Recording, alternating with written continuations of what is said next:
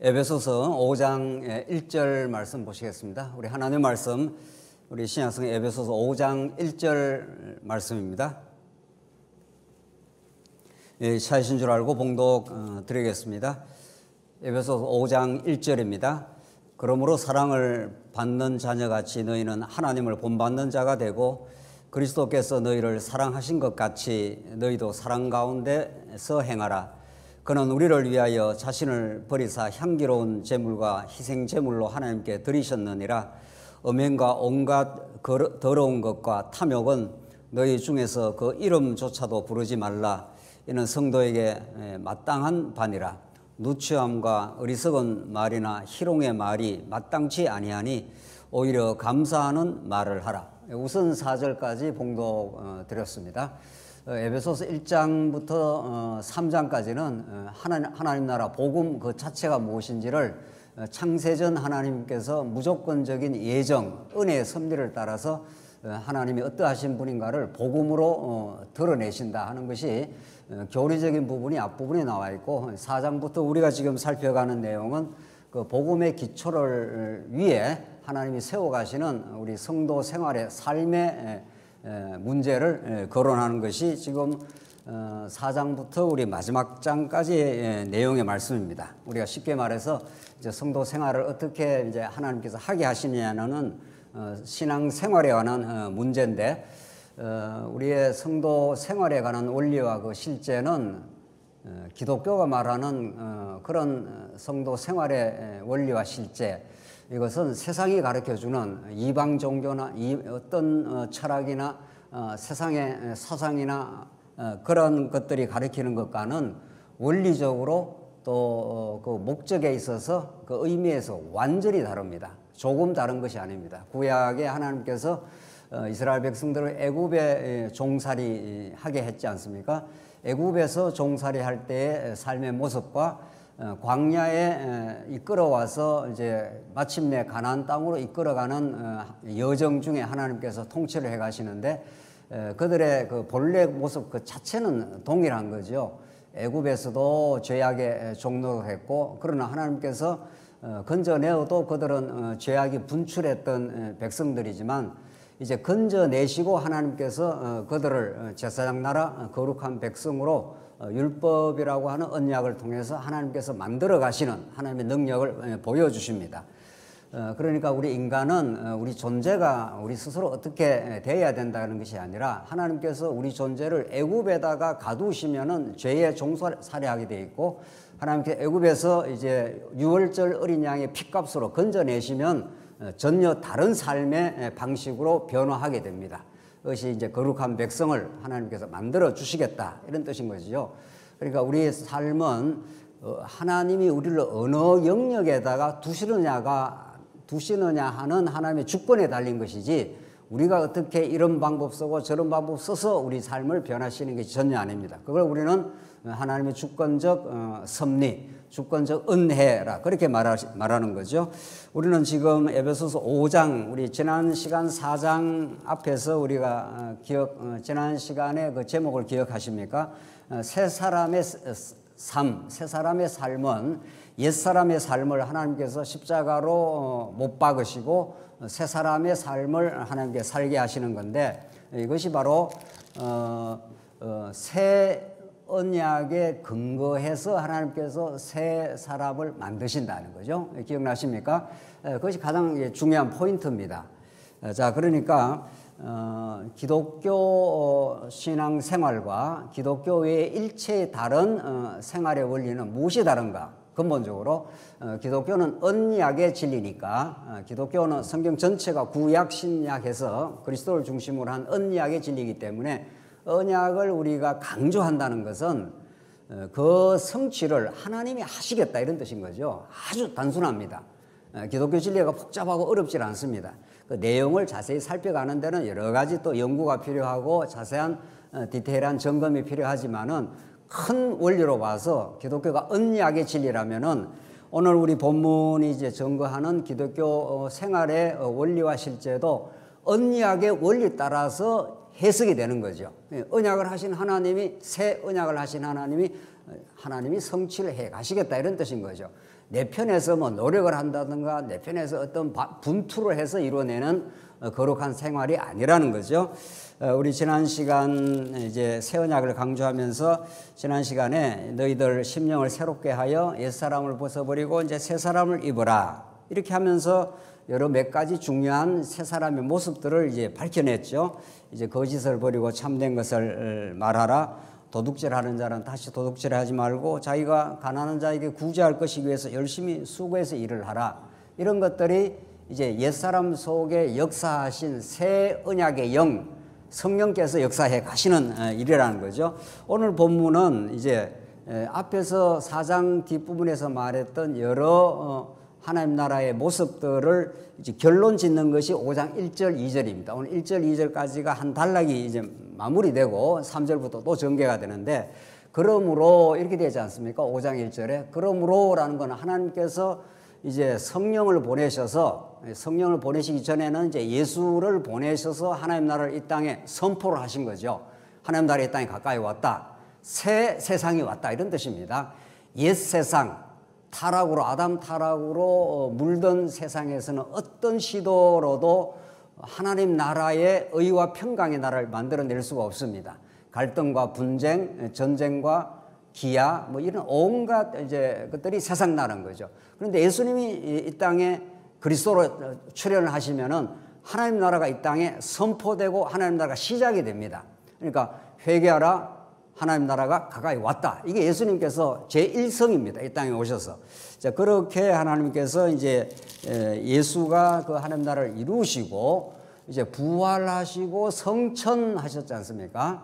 그러니까 이게 이제 그리스도가 하시는 일이죠. 고난 받으시고 십자가의 율법의 저주를 받아서 모든 택한 백성들의 죄를 걸머시고 십자가에 죽으시고 3일 만에 부활하심으로 하나님의 아들로 입증되시고, 아, 이분이 진짜 하나님의 아들이구나. 죽음을 이기신 분이구나. 이런 말이죠. 세상 죄와 사망의 법칙을 뚫고 이제 빈무덤을 만들어버린 겁니다. 부활하셨구나. 부활만 하신 게 아니고 어떻게 하셨다고요? 성천하십니다. 성천은 땅에 속한 죄와 사망의 법칙에 속한 모든 하나님의 택한 백성에게 하늘을 여시는 거죠. 구약식으로 말하면은 죄인이 지성소에 하나님께 나갈 수가 없죠. 나가면 죽습니다. 그냥 나가면은 그 제사장도 제사장 복을 입고 나가지 않습니까? 그러니까 제사장이 양의 피를 가지고 이제 성소를 지나 지성소로 커튼을 열고 들어가면 하나님과 이제 만나게 되죠. 회막이니까, 성막이 회막이니까. 그러면 하나님과 단절된 죄와 사망의 법칙 가운데 사는 우리 모든 인생이 하나님과 만날 수 있는 계기가 열리는 거죠. 하나님과 생명의 연합이 되는 거죠. 이게 하나님이 우리에게 주신 최대의 복입니다. 네. 하나님과 이제 하나님으로부터 생명이 단절되어서 영적 사망에 이른 거죠. 모든 인류가. 그런데 이제 제사장이 하나님께 나아가게 되면은 하나님을 만날 수가 있는 거죠. 새롭고 산 길을 하나님이 열어주신 거죠. 그래서 하나님을 아버지라 이렇게 부를 수 있게 하셨다는 거죠. 그게 구약의 제사장을 통해서 지성소까지 나아가게 하심입니다. 이것은 구약의 그림자이고 모형적 사건이고, 예수님이 십자가에 죽으시고 3일 만에 부활하시고 이제 하늘 보좌로 성천하신 거죠.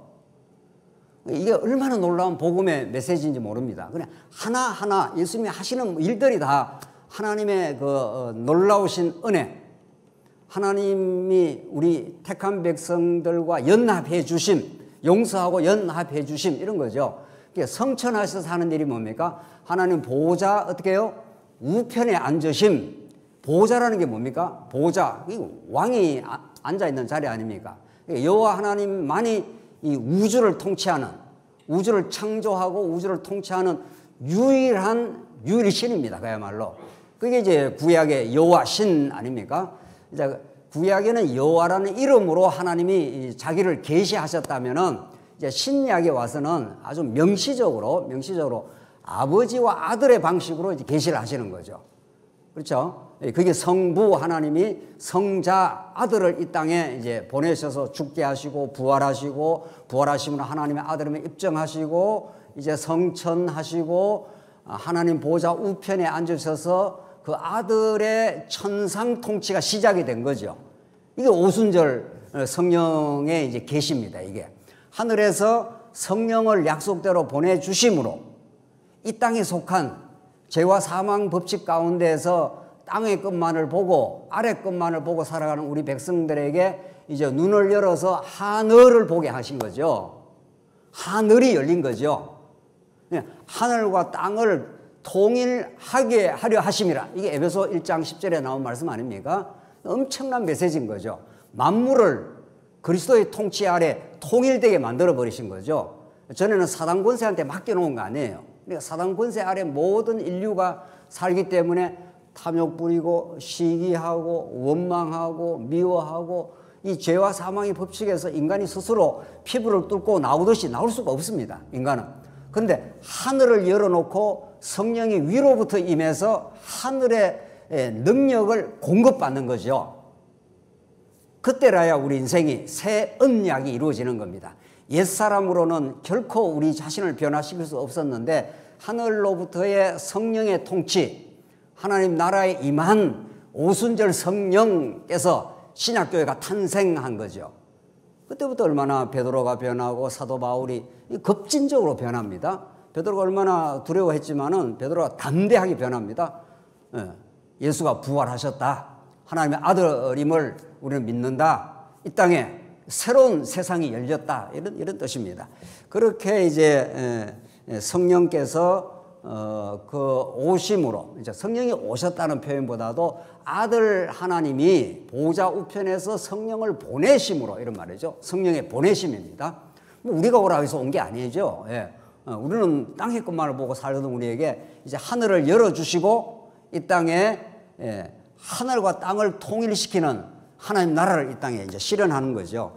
자, 이렇게 해서 이제 새 언약의 영이 오셔서 새 마음을 주시는 겁니다. 우리 지난 시간 메시지가 그래요. 그러므로 오늘 5장 1절에 새 마음을 주셔서 서로 친절하게 하며 불쌍히 여기며 서로 용서하게 하심으로 이런 말이죠. 그러므로라는 거 우리 32절 지난 시간 그런 마음이죠. 새 마음이 이제 온다는 겁니다. 사랑을 받는 자녀같이 너희도 하나님을 본받는 자고 하나님을 본받는 자가 되고 하나님은 언약 백성들이 아무리 범죄하고 실수하고 자신을 반역하고 해도 성막에서 용서하신 것처럼 우리도 그리스도의 마음이 찾아오면은 우리는 그리스도의 마음이 찾아왔다는 건 하나님 나라가 임하게 되면 이런 말이죠. 하나님의 통치 속에 하나님 거룩한 백성이 되고 천국을 소망하고 이 땅의 삶에서도 현실 천국을 누립니다. 영원 천국은 우리가 새하늘과 새 땅에서 누리게 될 거고 현실 천국이 있어요. 예수님이 이 땅에 찾아오심으로 현실이 천국화된 거죠. 그 범사에 감사한다든가 범사에 하나님께 인정한다든가 이게 현실 천국을 누리게 되죠. 그렇게 되면은 자기 마음에 감사와 기쁨이 생기기 때문에 자연스럽게 마음의 여유가 생기고 용서하는 마음이 생겨나는 거죠. 그래서 용서가 될 만큼 되어지는 거죠. 우리 지난 시간에도 그 말씀을 나눴지 않습니까? 인간이 얼마나 용서가 안 된다는 걸 옛 마음으로는 2절 그리스도께서 너희를 사랑하신 것 같이 너희도 사랑 가운데 행하라. 이게 하나님 나라는 하나님을 사랑하고 이웃을 사랑하는 마음 이게 생긴 거죠. 그래서 하나님의 은혜를 자꾸 깨닫게 되면은 하나님부터 멀리 떨어져 나가 살거나 하나님 뜻을 반역하거나 이런 마음이 자꾸 안 생깁니다. 하나님의 뜻이라면 무조건 따르고 싶고 불편하고 어려워도 이게 하나님께서 나 되게 하시는 사랑의 뜻이라고 믿어지면 그렇게 그 사랑 가운데 행하게 되는 거죠. 그럼 우리를 위하여 자신을 버리사 향기로운 제물과 희생 제물로 하나님께 드리셨느냐 이게 나오죠. 이렇게 하라. 사랑 가운데 행하라. 이런 명령이 나오고 이렇게 할 수 있는 근거가 앞에서 복음이라는 게 창세전에 하나님께서 우리를 사랑하사 우리를 하나님의 아들들로 삼았으니 허물과 죄로 죽었던 너희를 다시 살려냈으니 그러니까 사랑을 행하라 이렇게 말하지 않습니까? 이 근거가 여기에 있습니다. 여기 이 복음이 이걸 만들어내는 거죠. 이렇게 말하고 또 이걸 강조합니다. 복음을 다시 설명을 합니다. 그게 오늘 본문 내용이죠. 2절에 그리스도께서 너희를 사랑하신 같이 너희도 사랑 가운데 행하라. 그는 이제 그리스도는 이런 말이죠. 우리를 위하여 자신을 버리사. 이게 십자가 복음입니다. 그렇죠? 그는 그리스도는 우리를 위하여 그분이 고난받고 그분이 십자가에 매달리고 저주받는 것은 우리를 위한 사건이었다는 거죠. 우리의 죄를 대신하고 우리를 위한 사건이라는 거예요. 이게 이제 믿어지는 것이 이제 우리에게 새 언약의 성취입니다. 이게 믿어지면 내 새로운 마음이 생겨나는 거죠. 자신을 버리사 했지 않습니까? 이게 자기 희생입니다. 희생이라는 것이 가장 우리가 감동적이라는 거죠. 우리 인생사에서 가장 샘솟는 감동은 누군가가 우리를 위해서, 누군가가 부모가 되었던 뭐 친구가 되었던 누군가가 우리를 위해서 자기를 버리는 겁니다. 그것처럼 우리에게 감동스러운 일은 없죠. 그래서 향기로운 제물과 희생 제물로 하나님께 드리셨느니라. 그래서 이렇게 행하라 하신 하나님은 행할 수 있는 근거를 뒤로 이렇게 밝히고 있습니다. 이게 불교 윤리, 세상의 철학 윤리하고는 완전히 다른 거죠. 그렇죠? 예. 그래서 하나님께서는 애굽에서 살아가던 삶에서 유월절 어린 양의 피로 다른 영역으로 옮겨버렸습니다. 그게 광야고 그게 가나안 땅입니다. 광야에서는 옛사람을 자꾸 죽여가고 가나안 땅에서는 율법을 통해서 율법 통치를 통해서 완전히 이방인과는 구별되는 삶으로 하나님께 인도해 가시지 않습니까? 예. 그러니까 하나님이 그렇게 애굽에 그냥 놔두면은 애굽화된 삶을 삽니다. 우상을 섬기고 탐욕을 부리고 욕심 부리고 이렇게 사는데 그걸 건져낸 거예요. 하나님께서 건져내신 겁니다. 건져내어서 그렇게 새로운 광야적 삶을 살아가도록. 오늘 어떤 성도가 카톡에서 우리 아카데미 거기서 이런저런 글을 올렸어요. 사경에서 말씀을 깨닫고 마음의 평화를 누리고 살아가다가 현실에 또 부닥치면 또 현실에 만만치 않는 도전 때문에 마음의 평화를 잃어버리고 살 때가 있습니다. 이렇게 이제 글을 올렸어요. 그래서 제가 그게 간단한 이제 답을 했습니다. 간단한 답을. 그렇죠. 우리가 아무리 하나님 말씀을 듣고 마음의 평화를 가지고 감사함을 누리다가도 우리가 우리의 힘으로 헤쳐나가기 어려운 현실을 닥치면은 자칫하면 또 마음의 평화를 잃어버리고 살 때가 있죠. 그래서 우리는 광야 속 하나님의 인도가 있는 겁니다. 그냥 인도가 있는 게 아니고 하나님이 광야에다 밀어놓고 아하 이거 우리 힘으로 헤쳐가기 굉장히 힘들구나 이런 염려 걱정거리가 산적해 있습니다. 우리 주변에는 언제나 아무 장애도 없고 어려움도 없는 길로 우리를 인도하지 않습니다. 그러면 만약 그렇게 되면은 우리가 하늘을 바라보지 않습니다. 그러니까 예수님이 하늘 보좌로 올라가셔서 하늘 통치를 한다는 건 나를 바라봐 이런 뜻이란 말이죠. 주변을 보거나 현실을 보면은 언제나 불변과 정갈이 우글거리는 곳입니다. 그래서 아무 염려 없고 아무 어려움 없는 그런 삶으로 우리 인도한다. 그런 성경에 약속이 없습니다. 너희를 광야길에서 너희를 보호하고 광야길에서 너희에게 하늘 만나를 주시고 광야길에서 너희와 동행해 주시겠다 이런 뜻입니다. 이게 하나님께서 하시는 일인 거죠. 그래서 하나님께서 이런 복음을 앞뒤로 다 이렇게 박아 놓으시고 복음의 능력으로 하여금 복음의 능력이 우리의 어려운 현실을 싸잡아갈 수 있도록 어려운 현실을 소화해낼 수 있도록 이걸 신앙이라고 하는 거죠. 그렇죠? 예수 믿으면 모든 게 잘 먹고 잘 살고 건강해지고 삼박자 구원이 이루어지고 그런 거 성경이 어디 있냐고요. 예수 믿으면 사도 바울을 보라 말이죠. 사도 바울이 가장 성경에 나오는 신앙이 좋은 사람인데 그는 가는 곳곳마다 장애물에 부딪히고 가는 곳곳마다 죽음의 위협을 당하고 이리 피하고 저리 피하고 말이죠. 그러나 바울이 감옥에 갇히고 말이죠.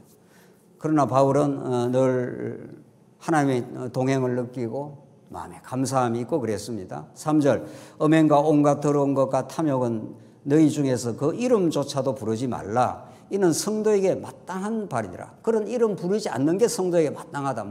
음행, 온갖 더러운 것, 탐욕. 왜 이런 것들이 왜 생깁니까? 불교에서도 이런 거 하지 마라 그럽니다. 불교는 아주 더 디테일하게 설명합니다. 탐욕, 시기, 분내는 거 이런 거 하지 마라. 이렇게 말해요. 얼핏 보면 똑같이 이야기하는 거죠. 마음을 비워라.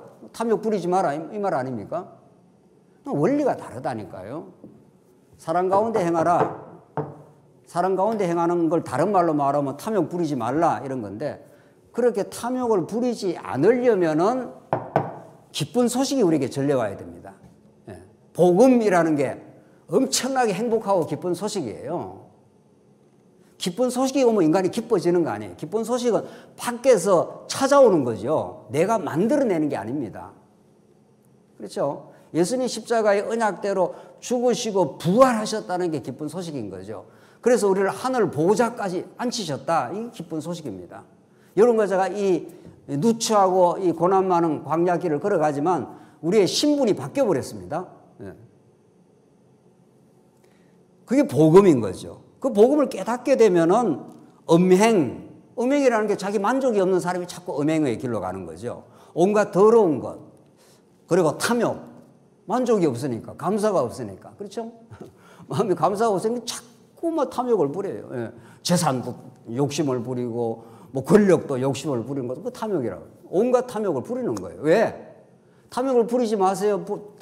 예수 믿는 사람은 탐욕 부리고 사는 게 아닙니다. 성경 그렇게 말하지 않아요.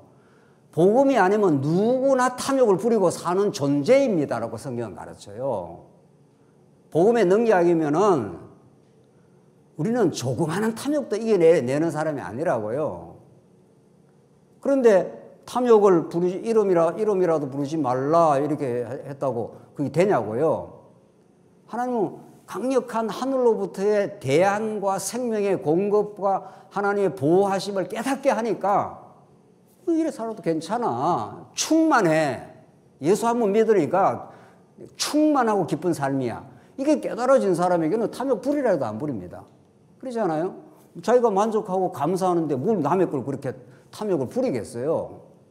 그러니까 오늘 본문 말씀은 이거 윤리적으로 타락한 인간이 가장 고급하게 추구하는 게 도덕입니다. 인간이 최선을 다하면 도덕이에요. 하나님 보실 때 그 도덕이 가장 나쁜 거예요. 자기 의를 추구하기 때문에. 기독교 도덕, 기독교 윤리는 전혀 다릅니다. 인간이 하나님의 은혜가 아니면은 우리는 조그마한 탐욕도 이길 수 없는 존재다.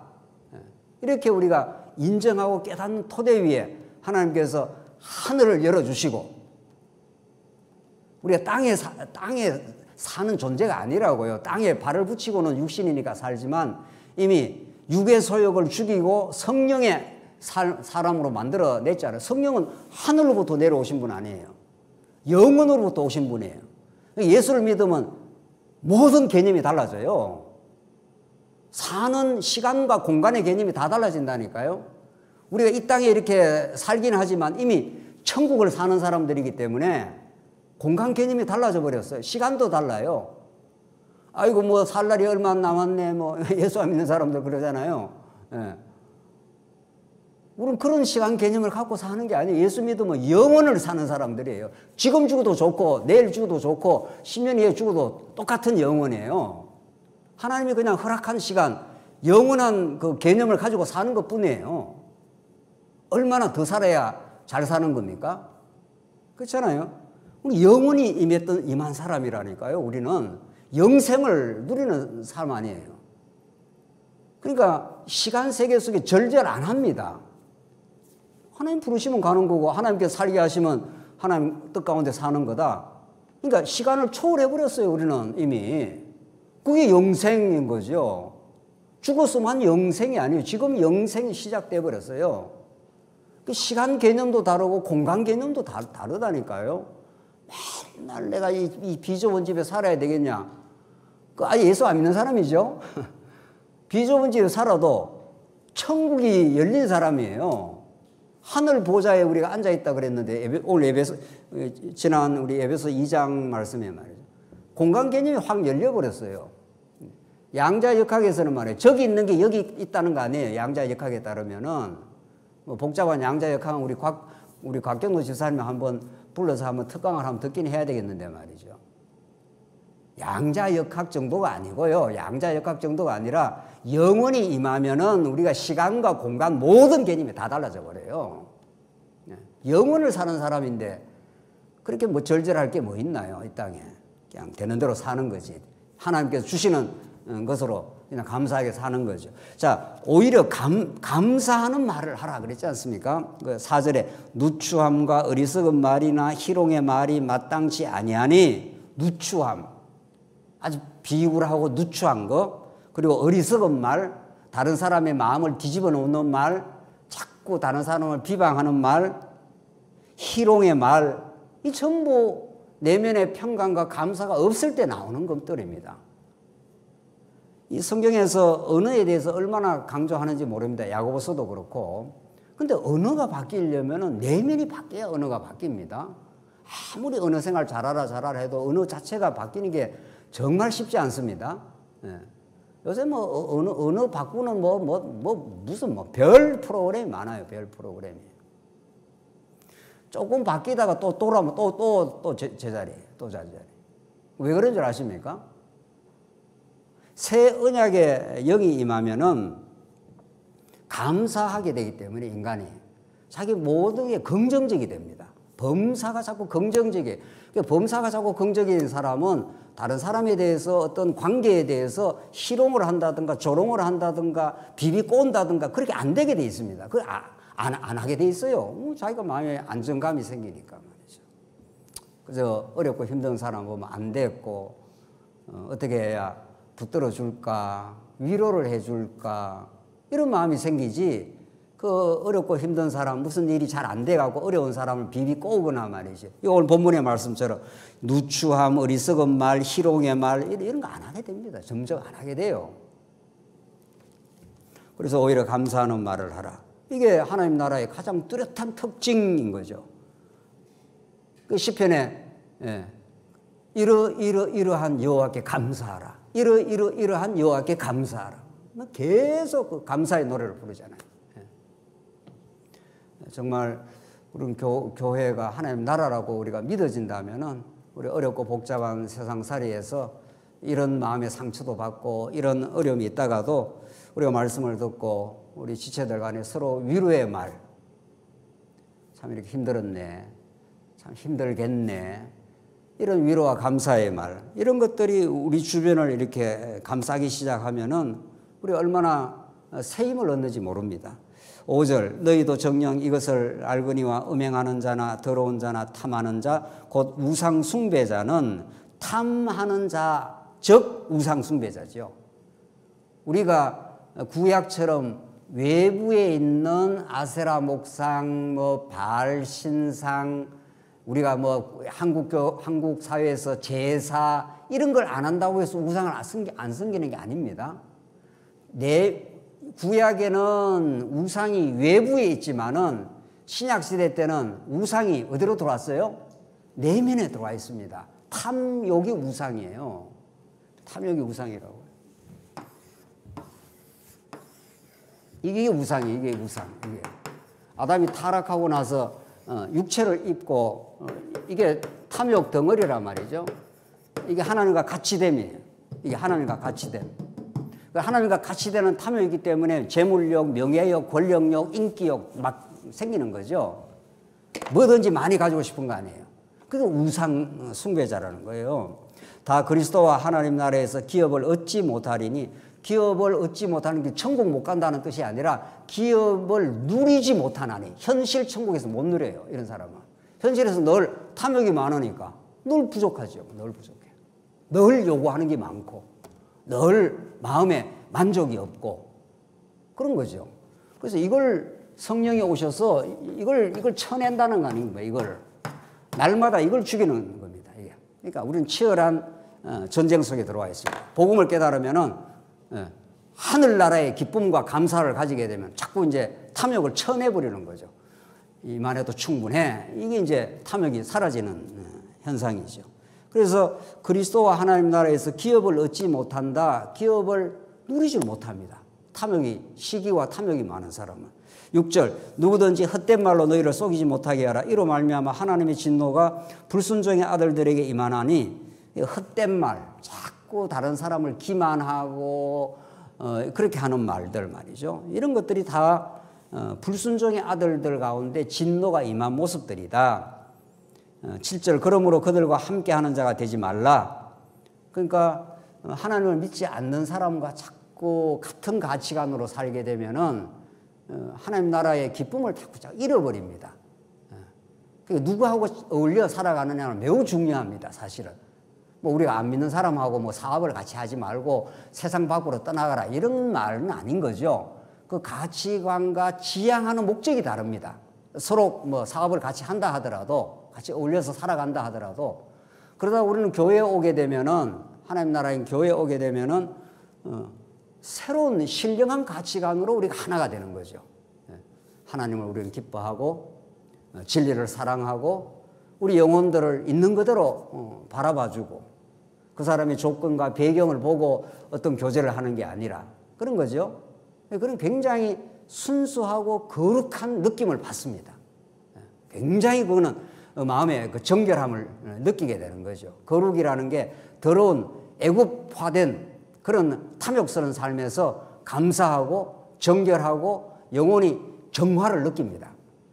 복음을 복음답게 깨닫는 사람들과 자꾸 교제를 하기 시작하면은 그렇게 하나님께서 더불어 예수 믿는 사람과 더불어 같이 살아가는 그 영혼의 정화가 된다는 느낌을 받지 않아요. 충분해. 만족하고 감사해. 이런 사람들과 자꾸 교제를 해보십시오. 얼마나 내가 탐욕스러운 인간이었는가를 이렇게 반대급부로 비추어내면서 그리스도를 더욱 사랑하게 되는 거죠. 그 천국이 그렇게 임한다는 겁니다. 천국이 이미 임했고 그걸 우리가 깨닫고 누리게 된다는 거죠. 8절 너희가 전에는 어둠이더니 이제는 주 안에 빛이라.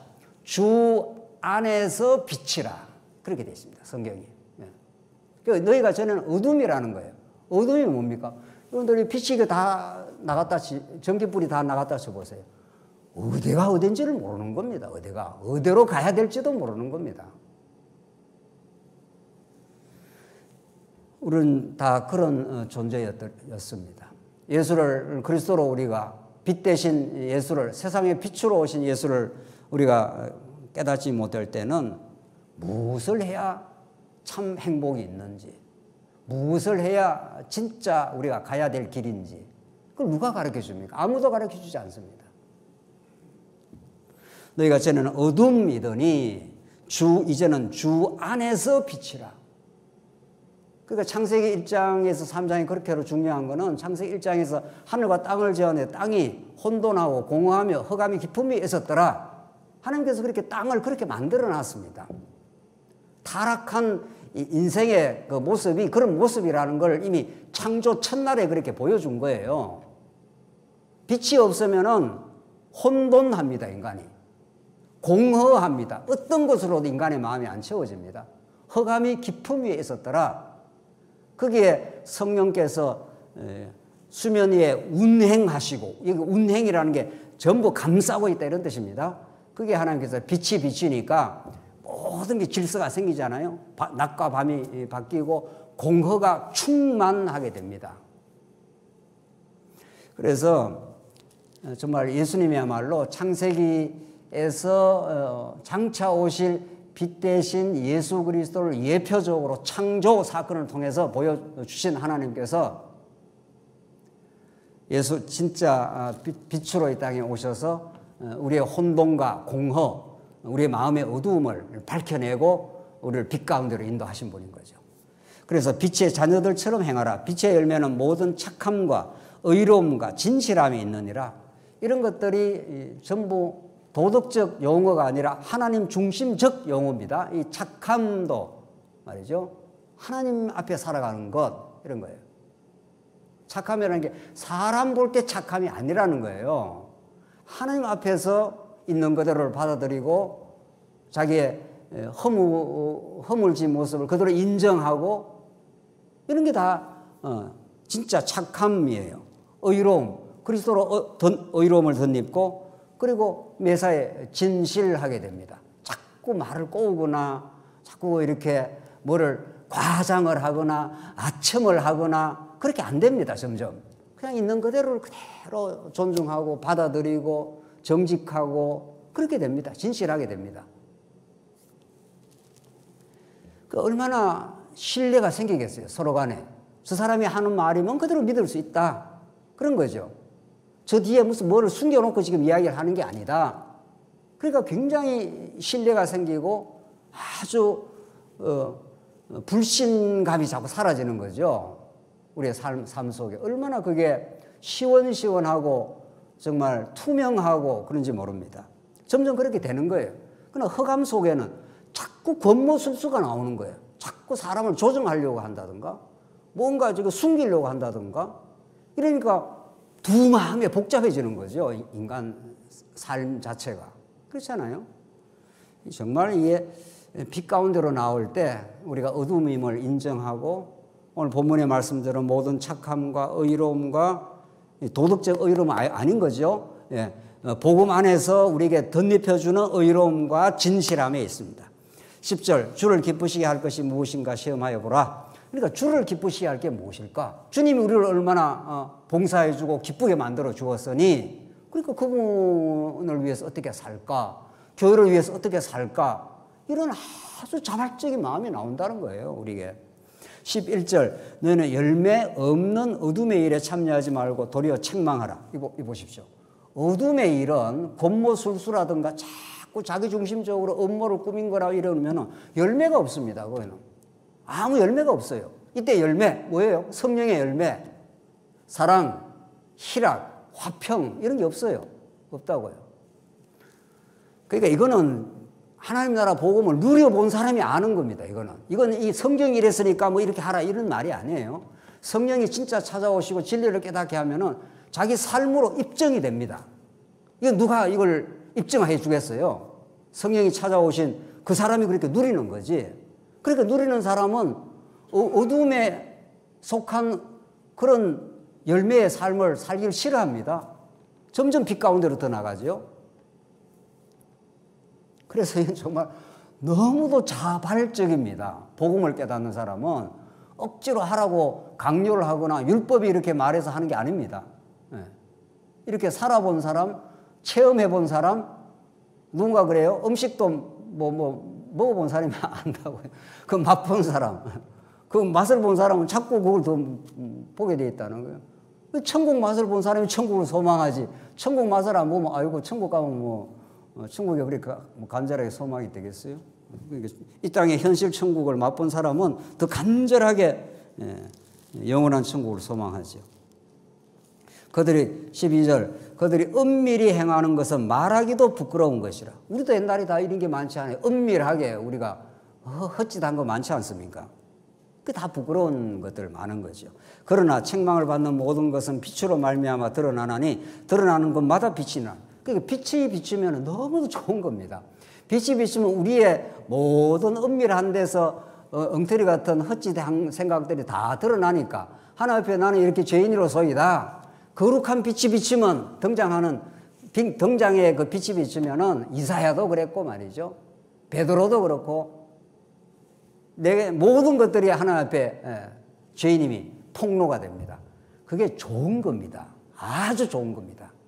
자꾸 숨겨놓으면은 내 안에 자꾸 숨겨놓죠.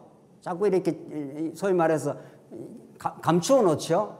얼마나 무거운 삶인지 몰라요. 하나님 앞에 내가 다 말할 수 없는 죄인이었습니다. 나는 허탄한 생각도 많이 하고 살았습니다. 그 순간이 다 없어져 버려요. 하나님은 우리를 기억도 안 하신다고요. 그걸 전부. 그러니까 책망을 받는 모든 것은 빛으로 말미암아 드러나나니 했지 않았어요. 그 빛이 빛 가운데로 자꾸 온다는 게 그렇게 좋은 겁니다.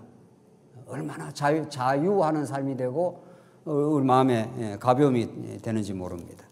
14절 그러므로 이러시기를 잠자는 자여 깨어서 죽은 자 가운데서 일어나라. 잠자는 자여 그러니까 어두움에 취해서 탐욕의 포로가 되어서 만족 없이 자꾸 살아가는 어리석은 삶의 노예가 되어서 살아가는 걸 성경은 잠자는 자 이렇게 표현한 거죠. 죽은 자 이런 뜻입니다. 성경에서 잠잔다는 게 죽었다는 상징이니까 말이죠. 그러니까 영적으로 죽어버리면 이제 그렇게 끌려다니는 거예요. 계속 사단의 유혹에 계속 끌려다니는 거예요. 계속 감사를 잃어버리고 그리스도께서 너에게 비추이시리라 하셨느니라. 그리스도께서 빛 가운데 우리를 비추면 우리의 죄가 다 드러나고 우리를 온전히 용서해 주시고 새 언약이 그런 거 아닙니까? 죄를 기억하지 않겠다. 내 마음속에 새 마음을 하늘 마음을 심어주겠다. 이렇게 새 언약이 약속하고 예레미야서에서 예수님이 그걸 오셔서 하나님 나라를 이 땅에 선포하시고 부활하시고 성천하시고 하늘 보좌에서 성령을 보내어서 지금 하나님 나라 통치 속에 여러분과 저를 두신 거죠.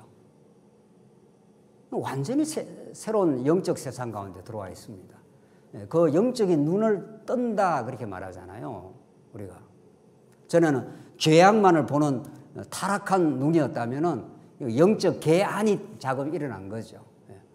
우리가 세상에 비록 살지만 오늘 쭉 성경이 말한 이 메시지들 말이죠.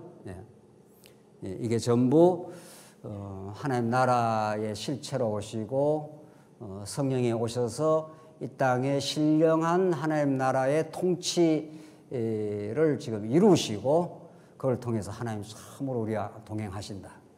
하나님 능력 많으시고 우리의 있는 모습 그대로를 사랑해 주시고 용서해 주시고 빛 가운데로 우리를 인도해 가시는 분이시다.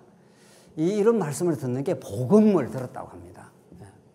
그 복음을 들으면은 우리 마음이 얼마나 시온의 대로가 생깁니다. 시온의 대로가 생겨서 시원하게 하나님께로 나아갈 수 있는 거죠.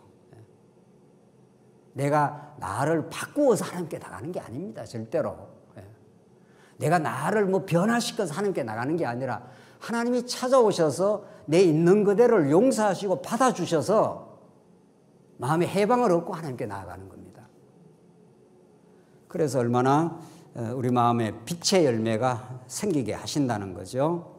오늘 한 절만 더 읽고 끝내죠. 15절인데 그런즉 그리스도가 빛으로 오셨은즉 너희가 어떻게 행할지를 자세히 주의하여 지혜 없는 자 같이 하지 말고 오직 지혜 있는 자 같이 하여 세월을 아끼라 때가 악하니라 이렇게 되어 있습니다. 이 빛의 열매와 지혜하고 불가분의 관계가 있다는 거죠. 빛으로 오신 예수 그리스도를 우리가 깨닫게 되면은 세월을 시간처럼 중요한 게 없습니다. 여러분과 저에게. 영혼을 사는 우리가 인생이 됐는데 건강보다도 물질보다도 더욱 중요한 건 우리에게 남은 시간이에요. 시간을 하나님께서 줄여버리면은 우리가 가지고 있는 모든 것이 제로로 돌아가요. 그렇죠? 오늘 밤 내가 너 영혼을 불러가면은 너가 다 준비해 놓은 너가 다 가지고 있는 모든 것들을 제로로 만들어 버리겠다 이 말이죠. 그러니까 하나님께서 우리에게 시간을 주신다는 거는 남은 시간을 어떤 시간까지를 준다는 것, 그 시간은 황금보다 귀한 겁니다. 그러니까 복음을 듣는다는 건 지혜를 얻는다는 것이고 내게 주신 그 시간을 내 욕망을 위해서 허비하지 않는 겁니다. 내게 주신 시간을 가장 귀하게 생각하고 그 시간을 가장 알뜰하고 살뜰하게 살아가는 삶이죠. 하루를 살아도 이때 시간을 아끼라는 말은 양적 개념이 아닙니다. 우리가 그러면 한 50년 더 살면 굉장히 잘 사는 삶인가요? 그러나요? 근데 한 50년 더 살면 엄청 오래 사는 거죠. 우리 나이에. 그게 잘 사는 삶이냐고. 여기서 세월을 아끼라, 시간을 아끼라는 거는 양적 삶이 아니에요. 전혀 질적 삶이에요. 영원을 누리는 삶.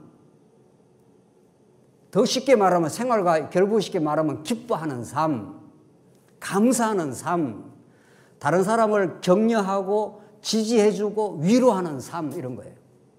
굉장히 시간이 소중하게 느껴집니다. 그래서 하루하루가 값지고 소중하고 우리 지체들하고 만나는 시간이 얼마나 정말 기쁘고 감사하고 거룩하고 한 그런 시간으로 변모되는지 모릅니다. 하늘의 지혜를 얻지 못하면 계속 시간이 낭비가 되는 거예요. 계속 자기 탐욕, 시기, 원망, 미움 쪽으로 계속 시간이 허비가 되는 거예요. 그러다가 하나님이 부르면 가버리는 거죠. 그것처럼 어리석은 삶이 없죠. 그가 가지고 있는 재산, 그가 가지고 있는 건강, 그게 다 무의미한 거예요. 그게 모든 게 하나님을 섬기고 교회를 섬기는 도구들이고 더 아름다운 것들인데 지혜를 얻지 못하면 이런 거죠. 빛 대신 진리의 말씀을 깨닫지 못하면 모든 것들이 다 허비해버리는 거죠. 오늘 본문이 그렇게 말하고 있는 겁니다. 하루하루가 얼마나 값진 시간이고 하루를 시작하면서 우리가 감사로 시작하고 하루를 돌아보는 저녁 시간에 하나님 앞에 인정할 거 인정하고 새로운 날을 주시기를 우리가 기도하고 말씀이 무엇보다도 새롭게 깨달아지기를, 그래서 하루하루가 새로워지기를, 이게 진짜 지혜를 얻어가는 사람, 여러분과 저에게 주어진 남은 시간이 얼마라도 상관없는 겁니다. 왜냐하면 이건 질적 시간이기 때문에 양적으로 오래 사는 게 중요하지 않습니다. 예수 믿지 않는 사람들의 그 장수라는 게 무슨 의미가 있냐고요. 그렇잖아요. 예수 믿지 않는 사람들 오래 살면 많은 거예요. 그게 하나님 모르고 탐욕 부리는 시간들인데, 여러분과 저에게 얼마의 시간이 주어졌던 간에 그 시간이 너무도 고귀하고, 오늘 본문의 말씀처럼 세월을 아끼라 때가 악하니라, 지혜 있는 자처럼 그렇게 살기를 바란다. 이게 사도 바울이 옥중에서, 사도 바울 얼마 이제 못 삽니다. 옥중에 있습니다. 지금 에베소서가 옥중에 쓴 편지입니다. 그러나 내가 얼마 못 살았으면 안타깝다라든가 이런 말이 전혀 없잖아요. 사도 바울은 지금 이 시간을 영원으로 받아들였기 때문에, 영생을 누린다고 믿었기 때문에 그에게 주어지는 어떤 시간이 남아있어도 성도를 위해서 편지를 쓰고 성도를 위해서 기도하고 자기 스스로는 감사를 누리고, 이것처럼 고귀하고 복된 지혜로운 삶이 없습니다. 사랑하는 성도님들, 정말 복음을 복음답게 우리가 깨닫는다면은 오늘 본문의 말씀들은 이 주옥 같은 복음의 메시지입니다. 우리 남은 삶이 얼마나 주어지든 간에 참 그 시간을 복음과 함께, 우리 예수님과 함께 정말 누리고 귀하게 생각하고 정말 허탄한 일에 우리 세월을 낭비하지 않는 그런 참 지혜로운 복이 있기를 간절히 바랍니다. 기도하십시다. 하나님 아버지, 은혜를 감사합니다. 하나님, 이 고단하고 어려운 세상 가운데, 광야 같은 세상 가운데 두셨지만 하늘로부터 임한 영생의 복음 때문에 우리 인생이 얼마나 참으로 복되며 지금 주어진 현실 속에 하나님을 배워가고 있습니다. 주께서 우리가 하늘의 지혜를 주시고 우리의 남은 시간이 있다면 더욱 진리의 말씀을 창념하고 하나님을 더욱 깊이 의지하고 우리 교회를 사랑하며 지체들을 사랑하며 그렇게 고귀한 시간으로 우리가 그렇게 사라지도록 하나님께서 우리를 꼭 붙들어 주시옵소서. 예수님 이름으로 기도하옵나이다. 아멘.